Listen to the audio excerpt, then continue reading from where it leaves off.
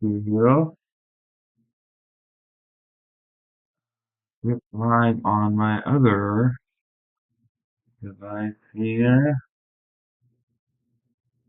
and go live there.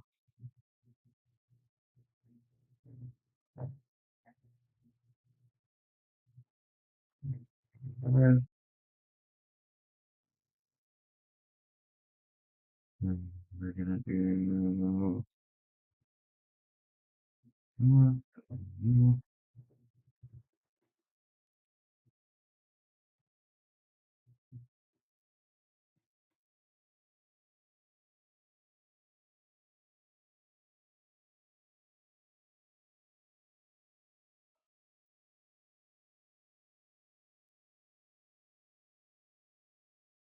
oh,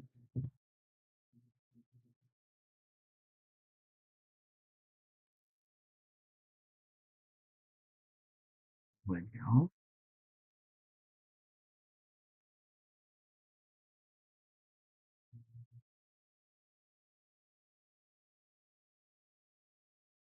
two clicks at once, huh? What's going on?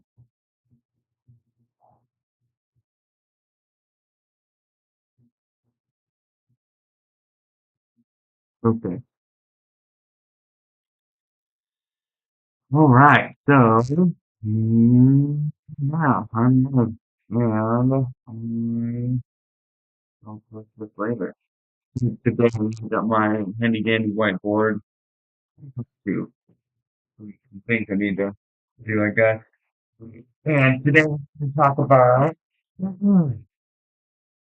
we're gonna talk about some cool stuff about parenting and behaviors, and you're doing the best that you can, and so am I, and we're all in this together. Take your village. If you have any questions or anything, please let me know. I've worked with kiddos for 12 years now and their parents, and I'm a very compassionate person and soul as well. So I would love to hear what your struggles are, what your challenges are. Please feel free to comment, give me a message, what have you. Right now, I'm going to go over kind of like top five parenting problems and current parenting issues, parenting pain points, things that can make parenting a little bit easier. And right now, that's going to be the first one is the defiant child. I've got my handy dandy whiteboard here, super low tech and awesome. So defiant is a common issue, right, with loved ones, and they're not doing what you want, darn it. And there's some things that we can do to help them with that. And it's really, it's about us communicating and holding boundaries as well. So I'm going to give you an example that's pretty typical, and that would be Johnny not doing homework, right? Johnny not doing homework, and or even not doing chores, not doing the night or morning routine. Okay, so this is a couple of different things. Compliance is the pain point, right? For parenting, you want to make it easy. I'm going to go over the causes of why there is defiance. There's a couple of them. And from the beginning, I mean, doing family support, parent support, so many variables involved with this that it's really hard to speak generally about this topic. But I'm going to give you one of maybe most common reasons for, defiance. And so, reason, the reason for defiance. I'm going to go over the four functions of behavior because that is my cup of tea. Four functions of behavior. Now, there's, there's four causes. I'm going to go over six more causes after this, but the four functions of behavior, why people do things, and why people do things, in a positive way, and then also in a more kind of negative way, I guess you could say, which would be defiance. Right? So, four functions of behavior. So doing something, they do something because they don't want to do it.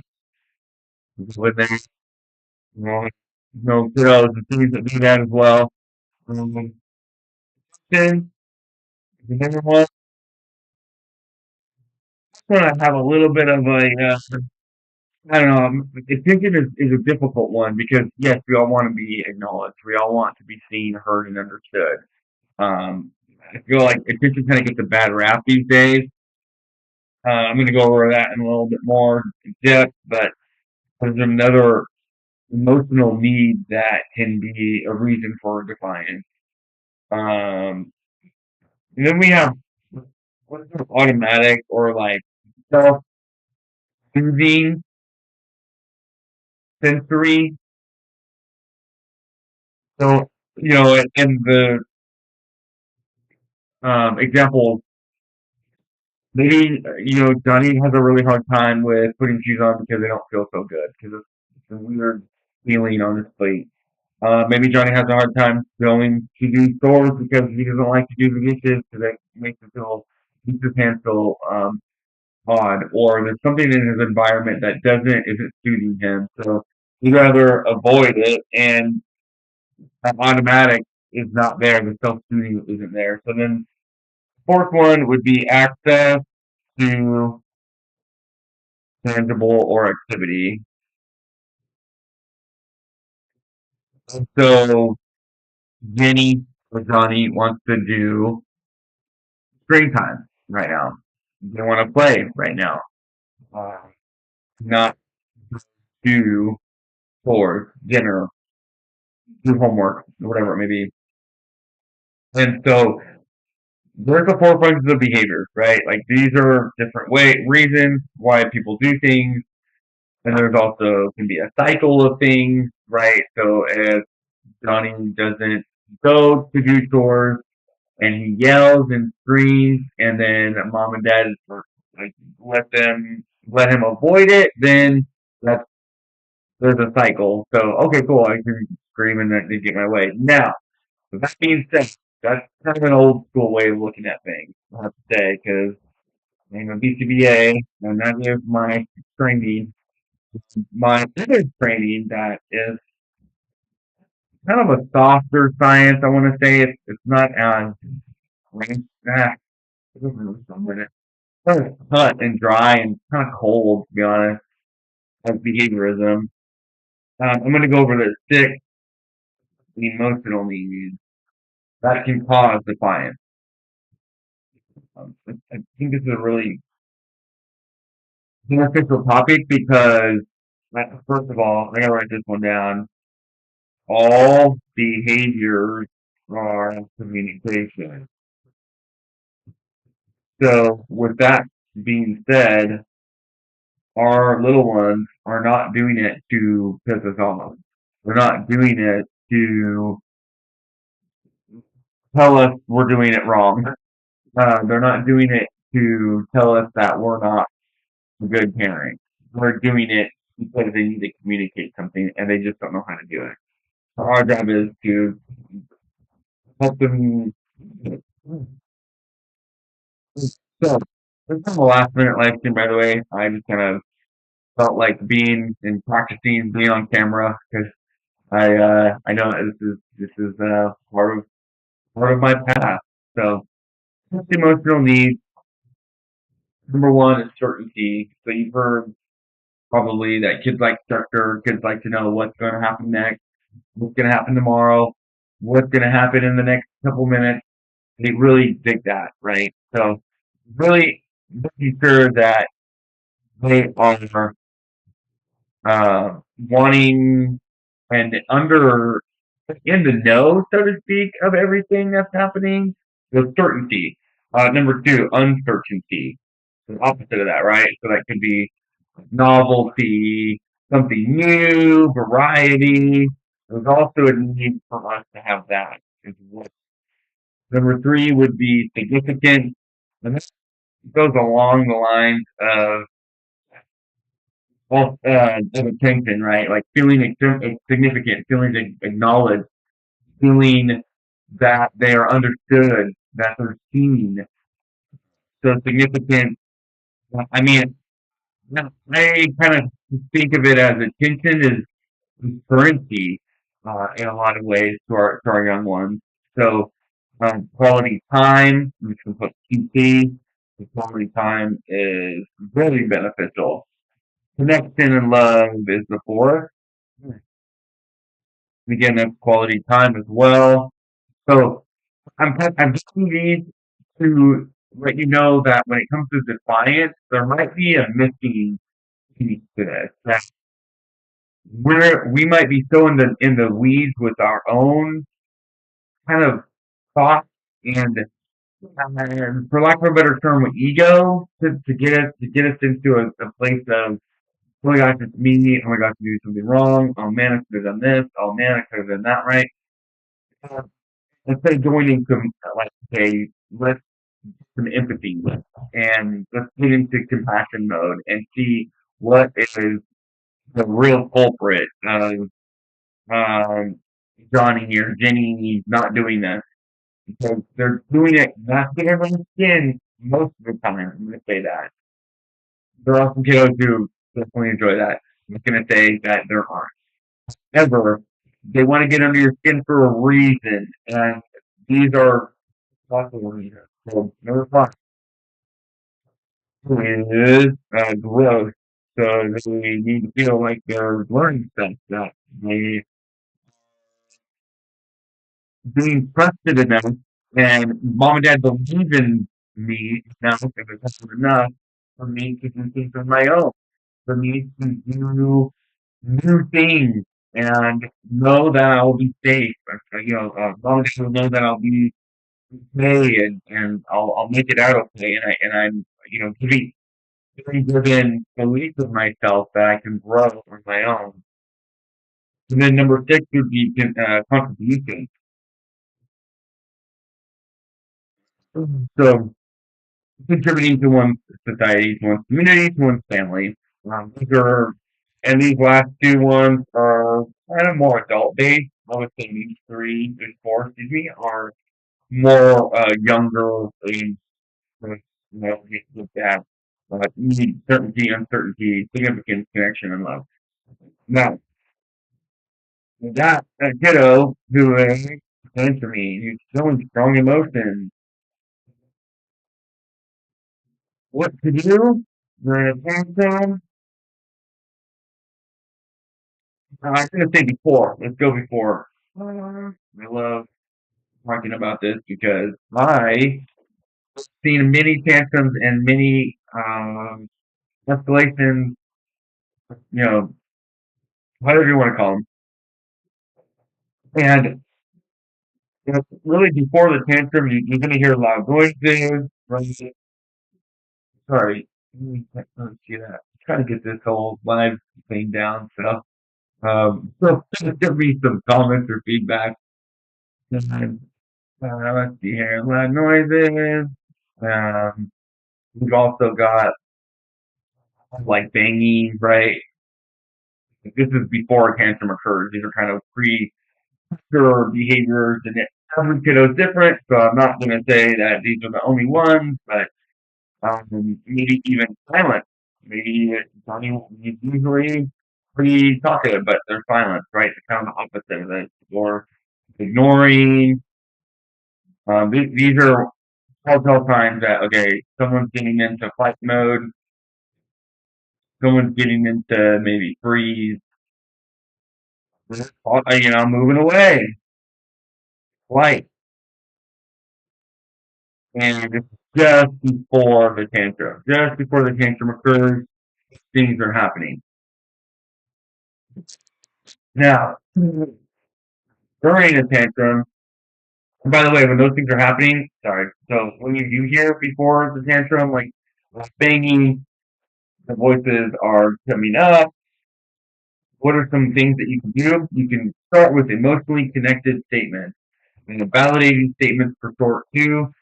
Validating statements are a 10,000 word, as a friend of mine says, because he learned it in couples therapy, and it's a very relationship oriented skill to have. Validating statements.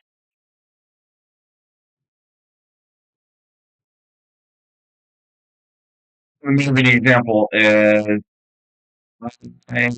for you? Oh gosh, I'm getting embarrassed here. I don't have the top of my head. Like you feel, or no one tells someone how they feel, but um, I you feel frustrated, right? Angry, um, annoyed, sad. And I think you feel frustrated that you want to keep playing, right? Like, I understand that. I understand. I think you feel, I think that you are angry that you want to keep playing and you don't want to go to dinner. I get that. I get that you don't want to do this. Um, I get you don't want to blah blah blah, right? Or whatever it may be. So validating statements, you can also do by think I would feel the same way too. I know how that feels. That is a bummer, right? Those types of words. Like I I would feel that way too. So connecting with them emotionally, by the way, if you go to JCParenting, JCParentCoaching.com, type in your email, I'll send you 10 emotionally connected statements. So emotionally validating statements that you can say during strong emotions, and it will help you stay present. It will help you stay connected with your young ones when they do things that, let's just be honest, when they do things that are explosive or doing something that maybe you don't approve of or is disrespectful or is hurtful to you, then the way that you will, I mean, these statements right here are really easy ways. I like to uh, describe them as like training wheels. So the training wheels for you to stay emotionally connected. So like the I think you feel, I would feel too, I would feel that way too. I tell me more. Boom. Tell me more, dude. Tell me more is the gateway to a really cool conversation. To some really surprising and maybe like, huh? Effect from your young one. This is again, okay. The validating statements are not agreeing. You are not agreeing with the emotion. I get this a lot from parents because they think that, oh wait, you're telling me that I want them to go to dinner. I want them to do chores. I want them to put their shoes on, and I need to validate. I need to agree with their defiance and not agreeing. The way that I like to put it is, and I feel this way when I do validating statements, is this way you are going with the wind. So they give you this big, strong, I don't want to do it, mom. No, I don't want to do it, dad. Comes through, they go real strong and they start saying four-letter words. And when that happens, if you are able to say, I know you want to start to keep playing your game, and dinner's on the table right now. I know you want to stay playing with your action figures, your dolls. I know that. And I would feel the same way too, because when I want to do stuff and I want to keep doing it, playing with it, or doing the activity, it can be hard for me to change, right? Validating. It can also be hard for me to change, transition to another activity. So again, we're being in the same boat, and when we do that, we'll go down, down when it comes to their emotions because they're feeling seen, they're feeling heard.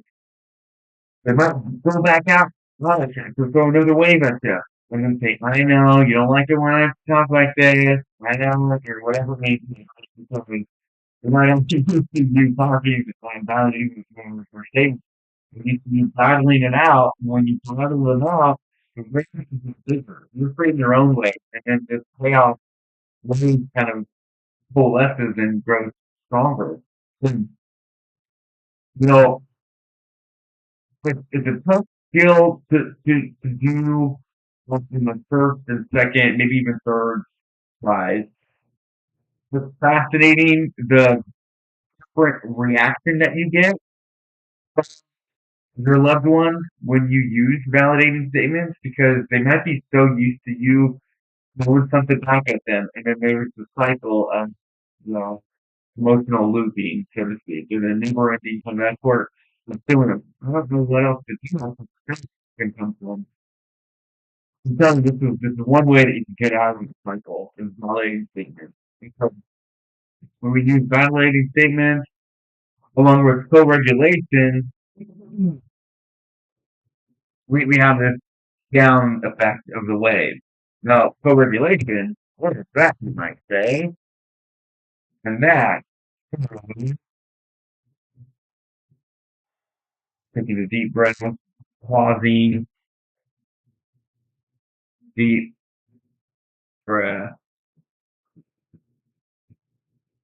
pausing. Co-regulation. This is another very difficult skill. There's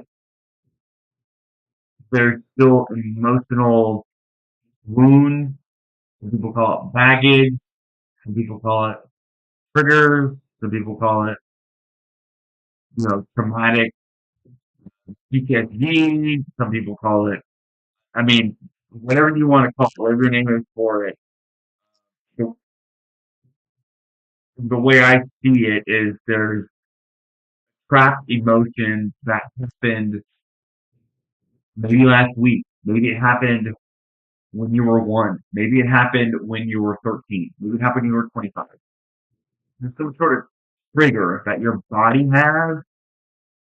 Guess what? Your body, I don't know how many billions of cells that goes up to your brain. There's a lot more cells going up to the brain than there are from the brain going down to the body, which means our bodies, which means our hearing, which means our seeing. When someone says something that quote unquote triggers us, activate a trauma response, it's going to be difficult to do. I mean, let's be honest. Everybody knows that, right? That's pretty much, to be honest, that's what I code. That's how what I help my parents with is this right here. The parents that I support, we are able to release trapped emotions. We're able in a trauma informed and trauma aware way where you don't need to go back in your past. I have self-discovery, um, active imagination exercises that I love doing that because once we get to aha moments, breakthroughs, um, I didn't know that that was in me. I hear that a lot. I didn't know that that was connected to my child saying no. I didn't know that was connected to my child ignoring me. I didn't know that was connected to just anything that your child, just by being a child, does. And they're not doing it to push the button or personal. It's all communication. But if we're able to co-regulate and get the emotions. Oh man, I have this really cool diagram. Well, so at the bottom of here is love. Okay, well, this was a really cool diagram that I like to see in my head when I talk about this with parents, and I'm going to try to draw it and do my best. We have anger up here. Okay? Anger is the tip of the iceberg. There's a bunch of different emotions under that, like sadness, imperious. We've got grief, feeling broken is one that I've heard before. Feeling unworthy is one that I've heard before. So all things that are underneath this anger response, and beneath all this is love. Beneath all of this, love. When it to guide a parent to see this in them, to see this, and then to notice in birth, to notice that they, they feel broken, for them to shine a light on them feeling unworthy. Just shine a light. Because guess what? I am that too. I have that part of me in me too. So we're all one. We're all divine. I truly believe that. When a parent gives me the opportunity to guide them to a place of vulnerability that allows them to really see themselves in all parts of themselves, so they get more of this, so they get more of love, and they shine it out to their child, they shine it out to their family. Oh man, it's the best feeling. It's the best feeling. I, yeah, I'm, I'm on my own journey, right? I'm climbing my own mountain, and I'm looking at my parents' mountain, and I get to let them know, hey, you got something that's dragging you down. You might want to come click it off, click it off, right? Or hey, I see that you got this coming up. Definitely wise with your child. Hey, why don't we go through some scenarios that can help you tonight, or even after this session.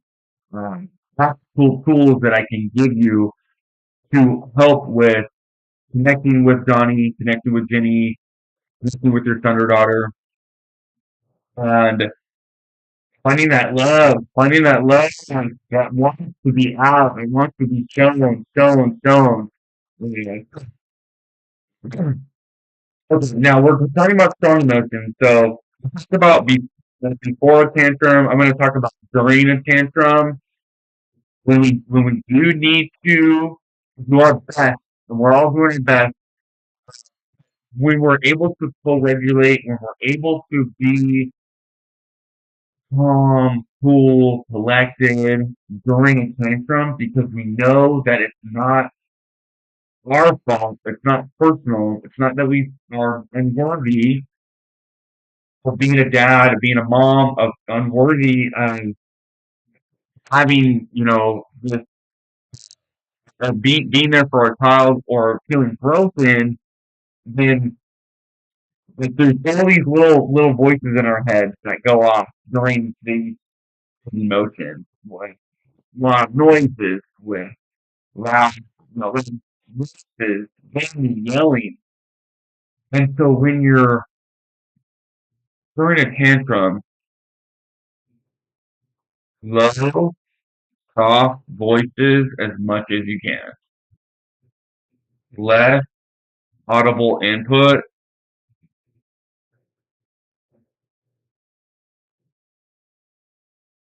soft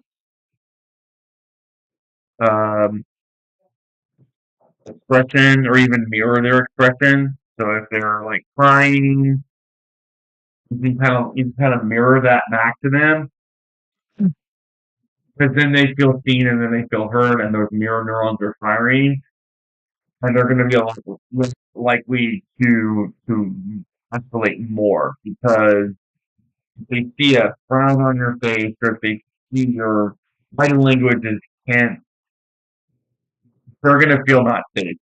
And really, the biggest thing that we need to prove to them is that they are safe. I'm just going to write safe. However, you feel like you can do that, everybody's different.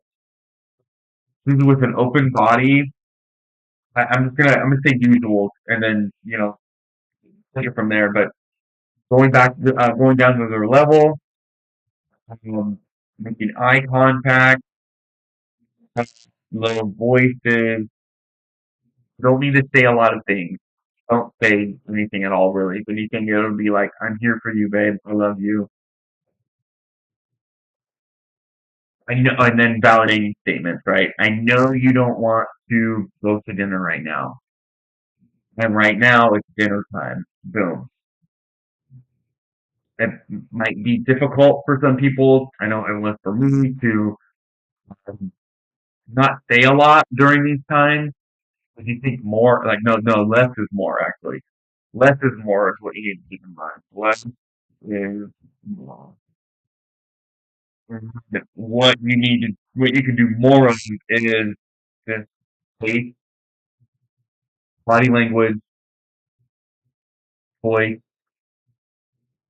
and just aura about you, that I'm not doing this to punish or, intimidate you, Johnny. It's dinner time, or it's chores, or it's time for homework, or this is the agreed upon time we're supposed to get off screen time. I know you don't want to do that. Um, we could talk about it later, how we can manage this time. I'm just going through all the ages right now. It's just like, 3 years of age all the way up to 18, really. But, I mean, because we all do tantrums. We all have. I know a teen, they tantrum. I know adults tantrum too. So when we do this big emotion, there's a couple different ways that you can help support. Stay connected. That's another big part of this, is staying connected to your loved ones. Again, we can take it personal. We can think of it as, oh man, I'm not doing this right. And so then we're going to put our defense walls up, and then our child might think, oh no, now I'm not connected to mom and dad. Now I don't feel loved by mom and dad because I'm having a tantrum. Again, all behavior is communication. I can't say that enough. And when you know, when you feel that, when you understand that, it's a lot easier for us to stay regulated. It's a lot easier for us to be present, to give our regulation to our child, because they don't like the rule that we set. They don't like the boundary that we have. At the moment, and that's okay. We're parents. We're the adults. We're the leaders. We know what we want our families and to be led into, right? We want our families to have we want our families to have the fun. We want our families to have whatever values that you have in your home,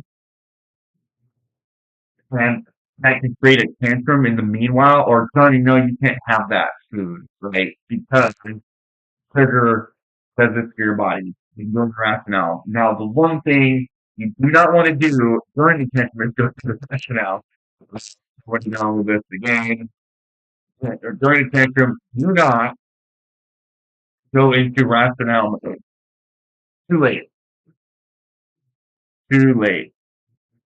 This is just going to get them more escalated. Um, cannot say this enough, and I know there's plenty of parents out there that they just go into rational mode because that's what they've been taught, or that's what's been done with them.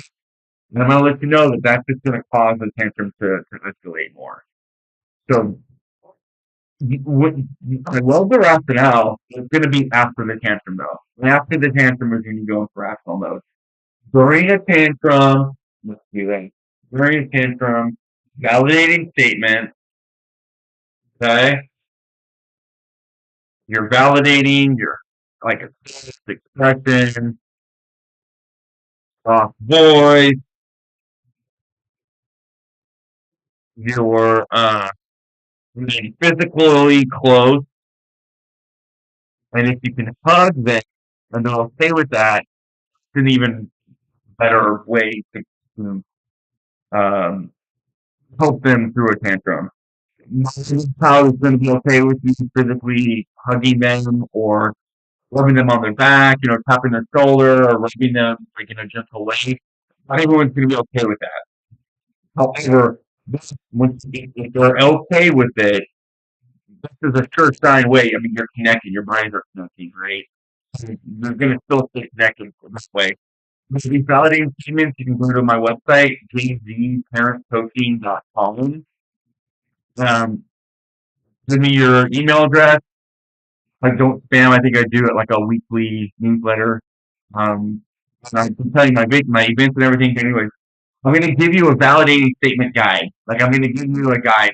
It tells like 10 validating statements that you can say keep you emotionally connected during these um, high emotional states. Okay. Now, after a tantrum is when I'm going to say, do not rationale, do not use yeah, do not rationale talk. There's no talk like that. um, less audible too. Don't forget to put that. Less audible input. Really good. Good bit because I can just make it go up. After the tantrum, you can do the debrief. I would say you need to connect first, though. First connect. What is what I mean by connect? I mean do things that they want to do. You know they just went through a tantrum and you feel like you need to punish them or you feel like you need to do something that's like, hey, this isn't okay. Because I'm from that family of thought as well. Like that can be disconnecting all of in its own. Again, for those teens, they are communicating something to you. So with their behavior being so emotional, we can do our job to let them to teach them skills, to teach them phrases that they can say instead of wailing or crying or flopping to the floor or leaving the room, ignoring, slamming doors, whatever it may be. We can give them the feeling, what they can do next time, basically, and then we'll allow that, or we'll like kind of be okay with that, and reward them, so to speak, with them is like, if you need 5 more minutes, thank you for telling me you can have 5 more minutes. So you want to have more time? Oh, you want to do this for a little bit first? Do you want mommy to help you with this? Or you want dad to do this? There's a lot of different verbiage that we can teach them so they can um, communicate in a different way, in a more civil way, right, in our society. So once you do the connections, then you do a little debrief and you keep it, depending on the values of your family, but I mean, you keep it as like, hey, I get that way too sometimes. You keep it as much open and as passionate and empathy. empathetic as much. Like you want more empathy. You want to keep the door open. Keep the door open. And what I mean by that is, hey, what do you think we can do next time? Like, is there agreement that is off? Is there something that can be done better? Like, what do you think we can do next time? Curious. Curious is what I want to say. Instead of curious, be curious. And when you're able to keep the door open, when you're just able to have a curious conversation, you're not pointing any fingers, there's no guilting, there's no shaming.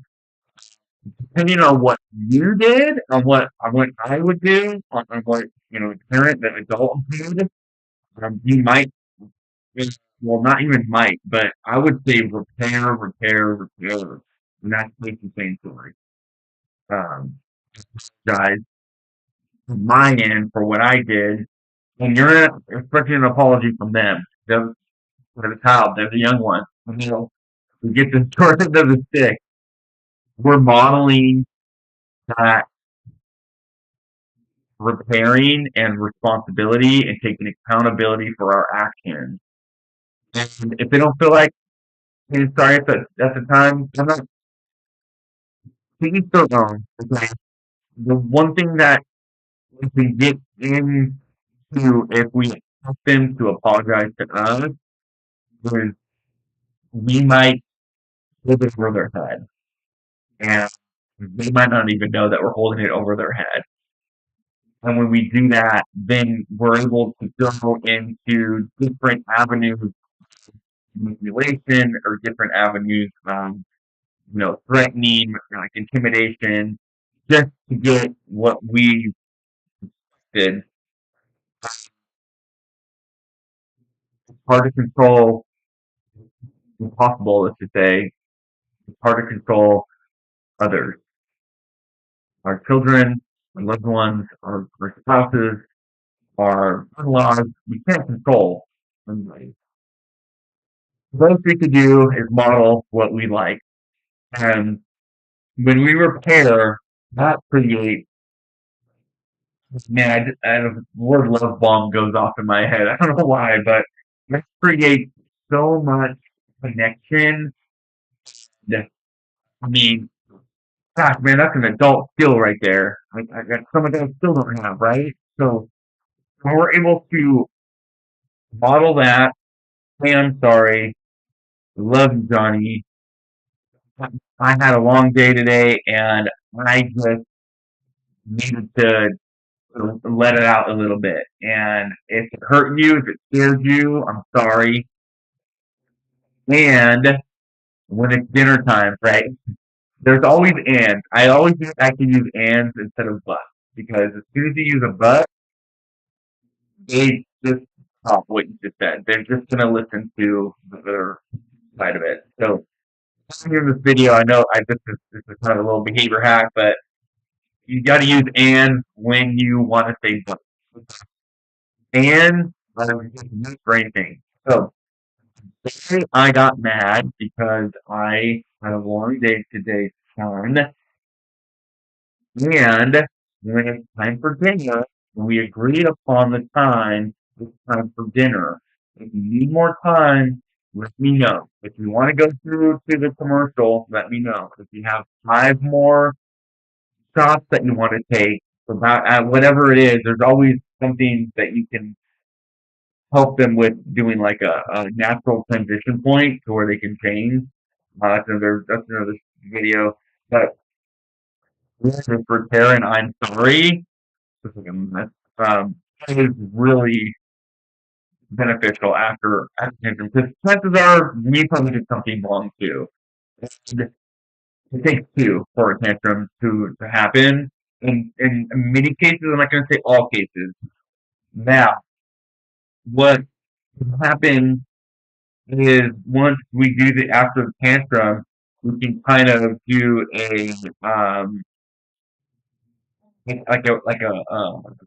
re-agreement, so to speak, or if there was an agreement that was already had before, to start making agreements on when it's time to do things, or when you want to do something and and it's time to do something else, what are your agreed upon ways of kind of getting out of something?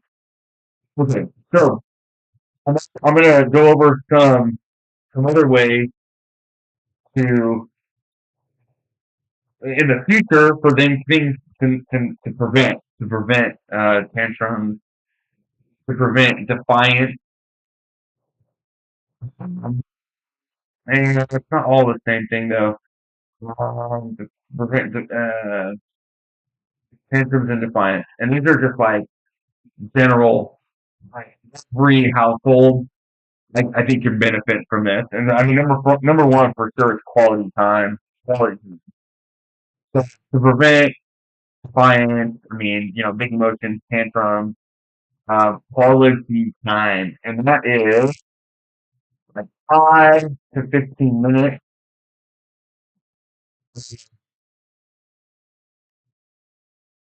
Un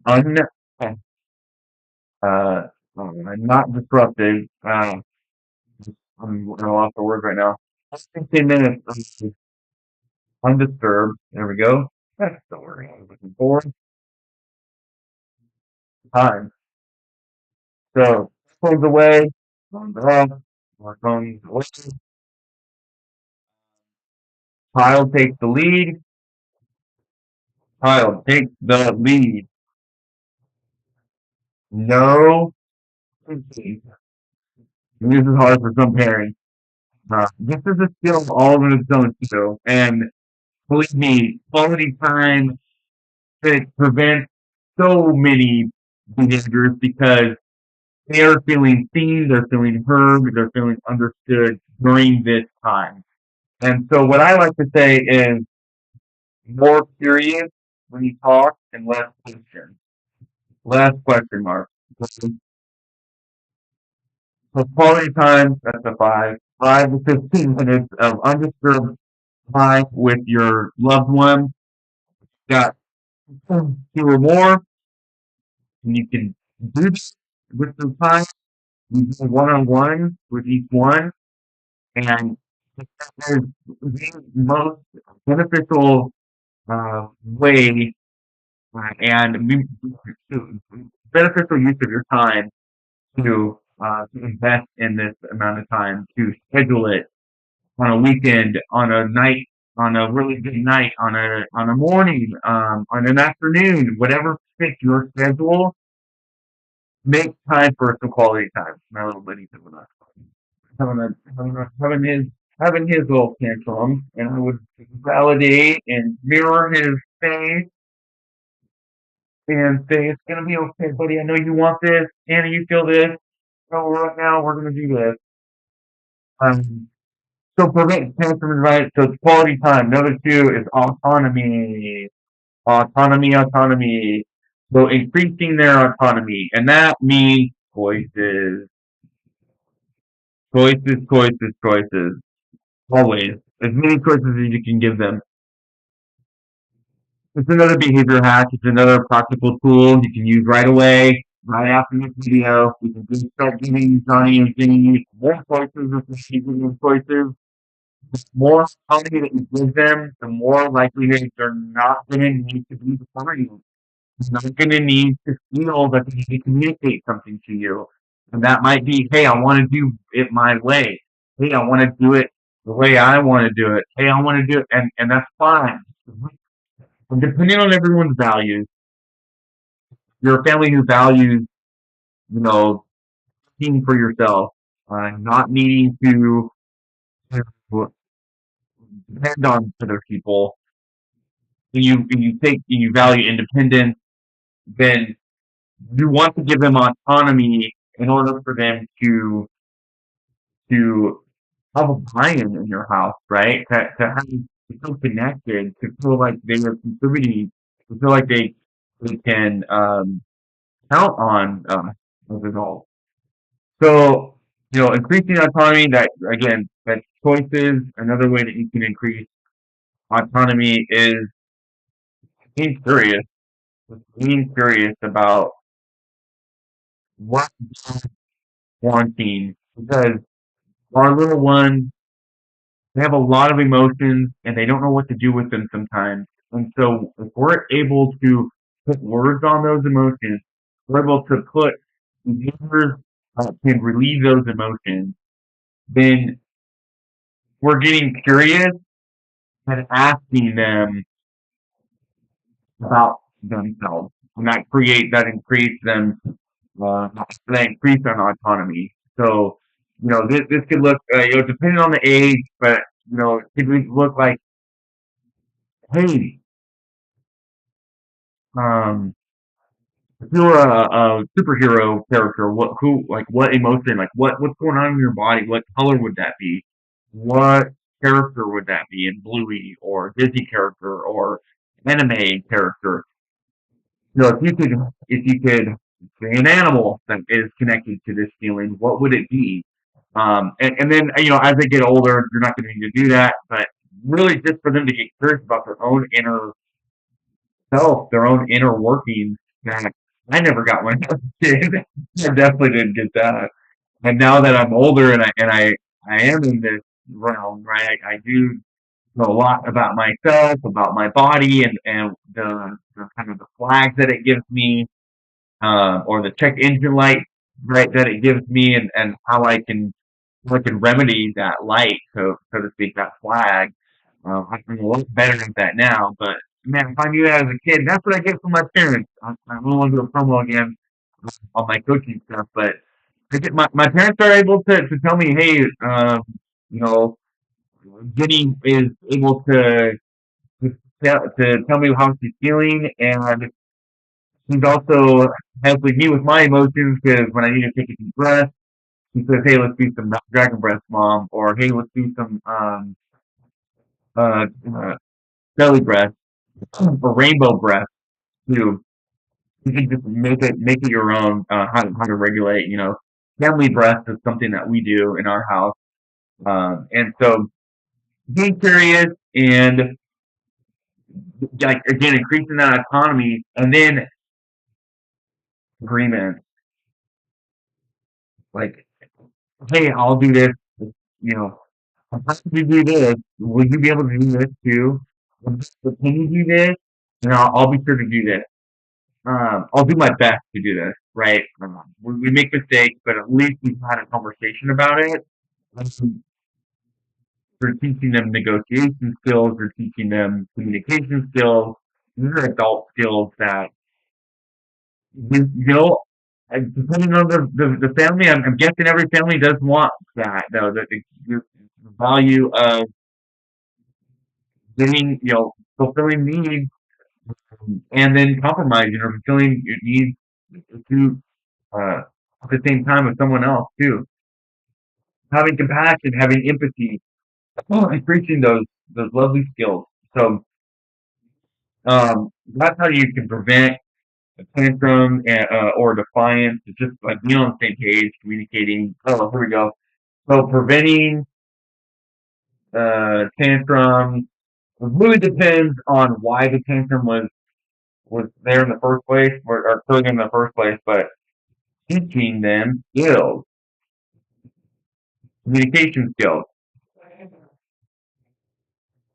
I mean, otherwise they're going to keep doing the same thing, behaving the same way, and like we're not going to know, or in the moment, where it might be difficult for us to get them out of the tantrum. So why don't we prevent it by teaching them communication skills? Um, you know, it kind of depending on how verbal your kiddo is, but if we're able to teach them communication skills, for instance, I need some time teaching them they can say that.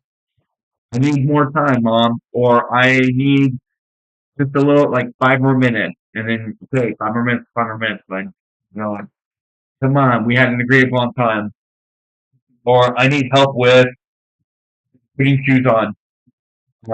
I need help with getting into the bath. I need help with this homework that I do not like to do. I need help with these chores. Well, how can I make this more fun? I think that's another one that we can we could definitely let them know. They can say, how can we make this better, more fun? So teaching them communication skills to let us know, hey, what's going on, or hey, I'm feeling, letting them know they can tell us how they feel. I'm feeling tense. Boom. Like that's just all you need to know. You don't even put an emotion on. I'm feeling the chest.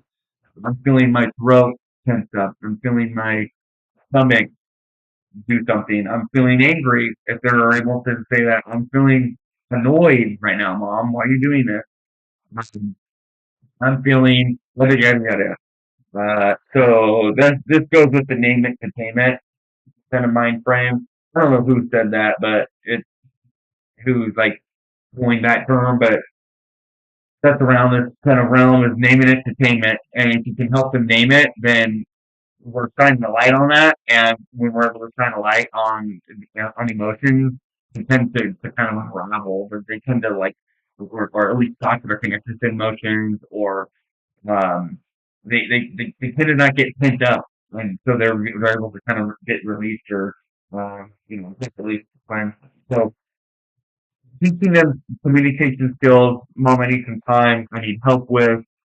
How can we make this fun if it's something that they really, really don't want to do? Now, another preventing tantrums for something the clients that I just thought of right now is also pretty early. This is number four.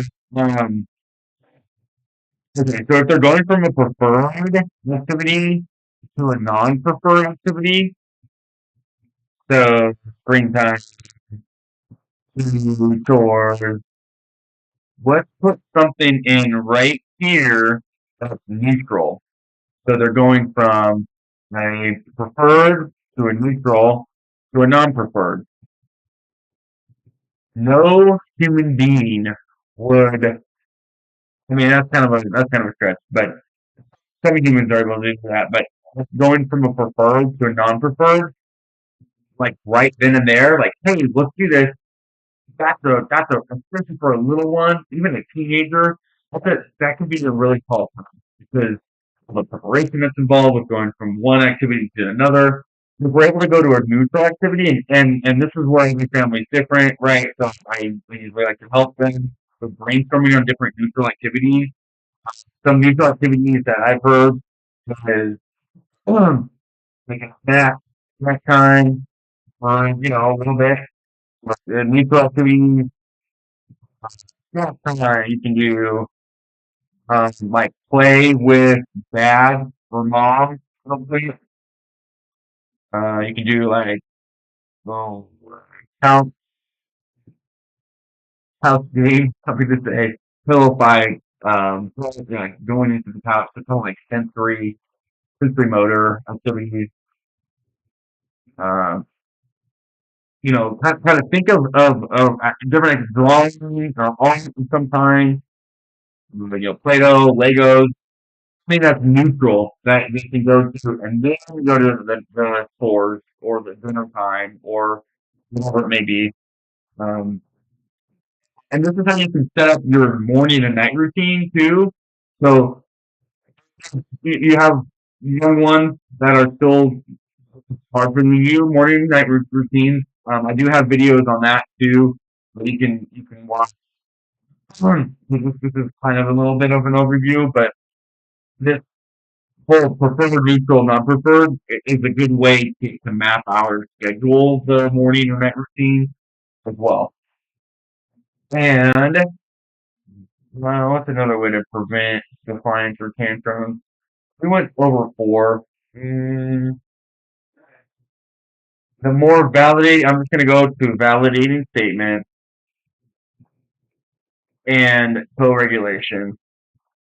The more that we can regulate ourselves, but you can hopefully see that. And in my next video, I'm going to go over self-care. And that's really one of the biggest ways that we can, that's foundational and when it comes to co-regulation. And the different sensory motor activities that we can be a part of. I'm also on my website, easyparentcoaching.com. I'm going to put a self-care workbook on there for you that goes over, hey, what did you like to do as a child?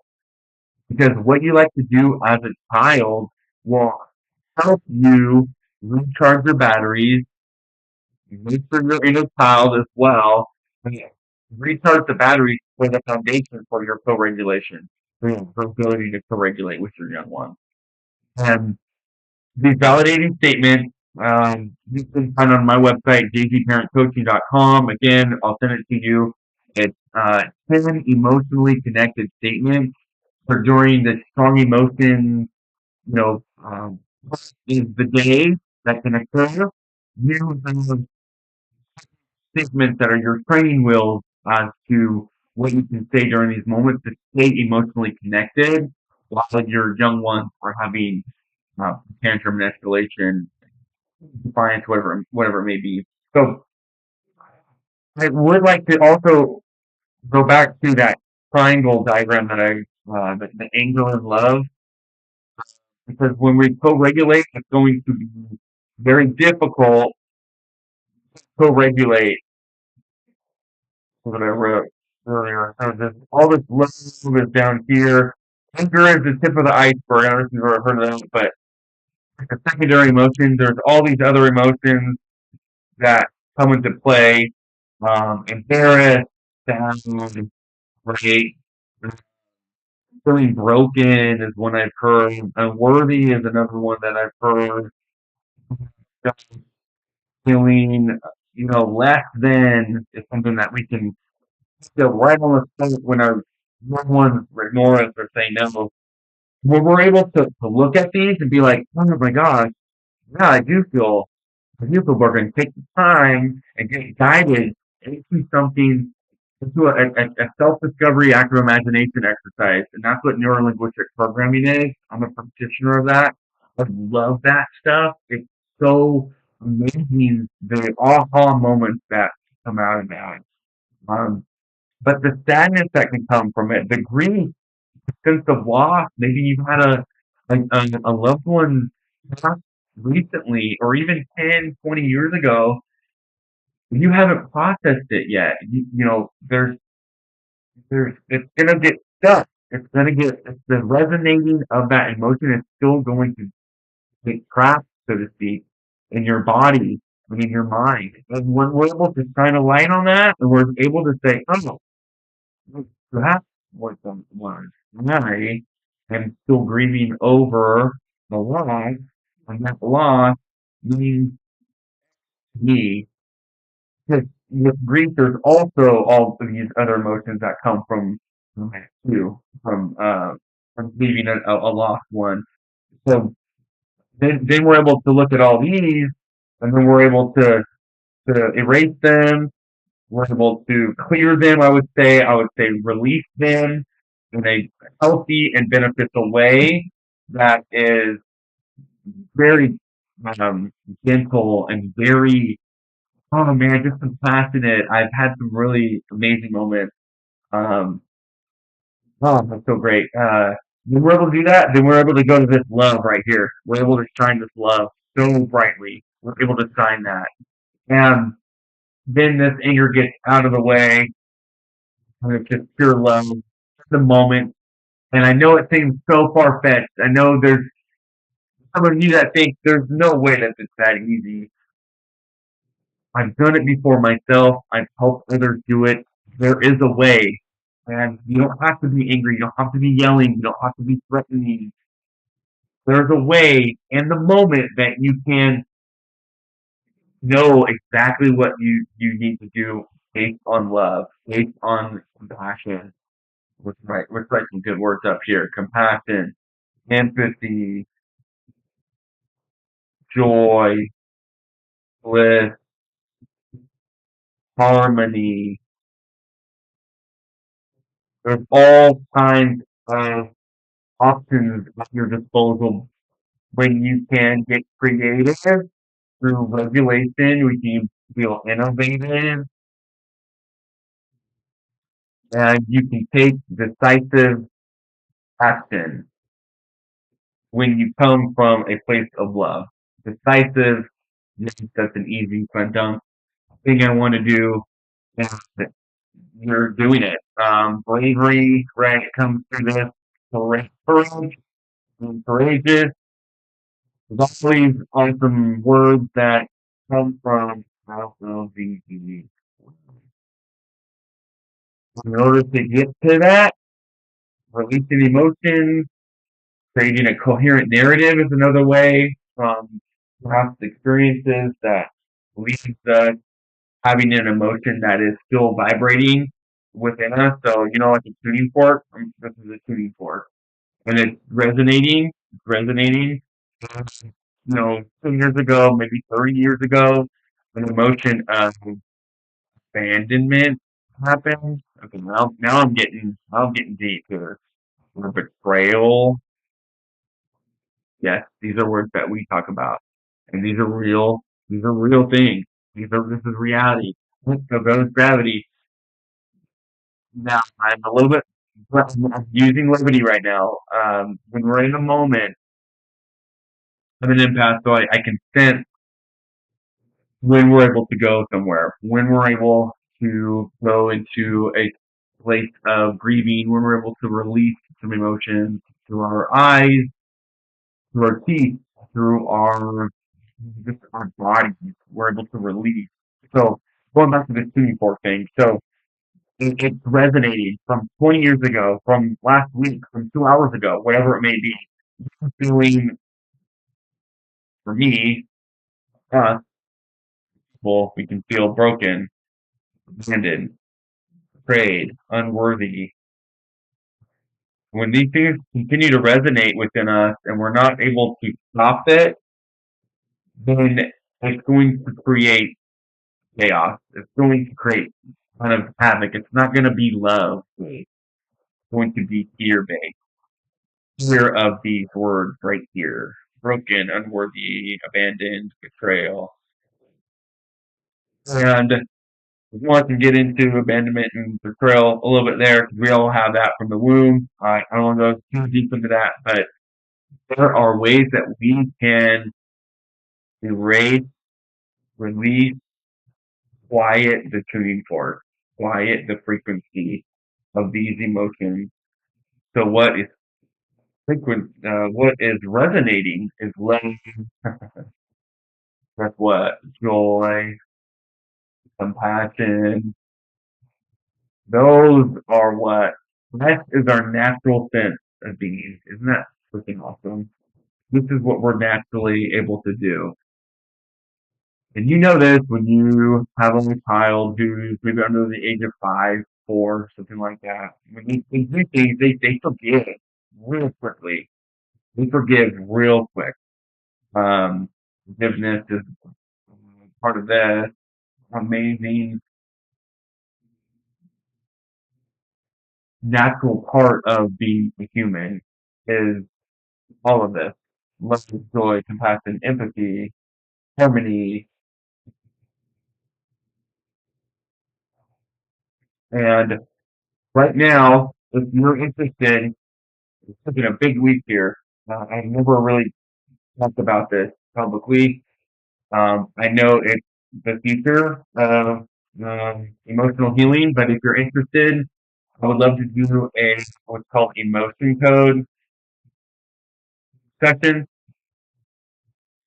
and that's doing exactly what I just did, what I just talked about right now with the tuning fork, with the releasing of trapped emotions.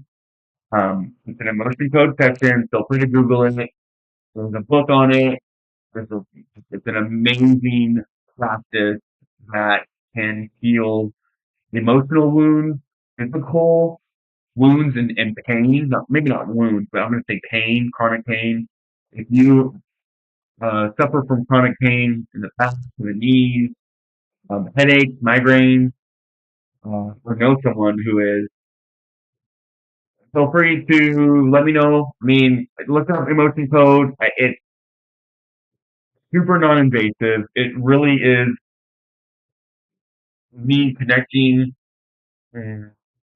to um, it's a really neat way. So just look it up because I'm gonna butcher this one because it's very it's so simple and I think people can see it as no way you're just blowing smoke up my butt. Like I don't think that whatsoever based on what I've seen, what I've heard, and in my own life. I mean, I use emotion code and seen awesome results. And I would, you know, I have to get it out there because I think it's a really good and non-invasive way to help with increasing love in the home, increasing compassion, right? Empathy, all that good stuff. So, um, if you want more information on the emotion code and you're just curious about it, feel free to reach out to me. Google it as well. Would love to do that with you and guide you in releasing the emotions that can come in our way, of connecting with our little ones, of really having a love, unconditional love based and compassion based household. So that's what I have for you for today. Strong emotions, big emotions, tantrums, kind of defiance of what to do with it. Then really the emotional part of it that yeah, of course I want to take a pause, right? Yeah, of course I want to deep breathe during a tantrum or during a disciplinary moment. Um, when you're not able to do that is where I come in, is where I can guide you to discover parts of yourself that you may sabotage yourself from seeing. You may not want to see so bad that you don't, if you're just hearing this, you're like, okay, see it done. This is fine. Everyone's doing the best they can. This is for your children we're talking about here. This is for your children. And it's also for you. It's also for your business. It's also for not you're an employee. Your calling in life, whatever that may be. It's going to help that tremendously as well. When you're able to release these emotions, when you're able to have more love, have more compassion, have more of your natural state of being, there's going to be less. You're going to suffer less. Right. I promise that's the guarantee that I can give you with emotion code.